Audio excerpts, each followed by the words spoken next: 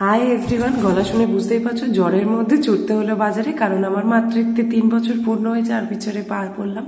আমার ছোট্ট মায়ের জন্মদিন, তার জন্য একটা জামা আর এক ঝাঁক ফুল আর কিছু গিফটস নিয়ে চলে আসলাম বাড়িতে। ডেকোরেশন চলছে আর কিছু সারপ্রাইজও চলছে রেডি করা। আমার ছোট্ট মা গ্রুমে এসলো 12টার সময়, এসে সারপ্রাইজ পেয়ে তো খুব খুশি। কেক কাটিং করে প্রথমে দাদান তারপরে দিদুন আমাকে খাওয়াতে গেল, কিন্তু আমি খেলাম না আজকে শুক্রবার বলে। তারপরে ওর দুলাকে খাওয়ালো আর ভিডিও কলিংয়ে ওর পাপাকেও খাওয়াতে গেল, কিন্তু পারলো না।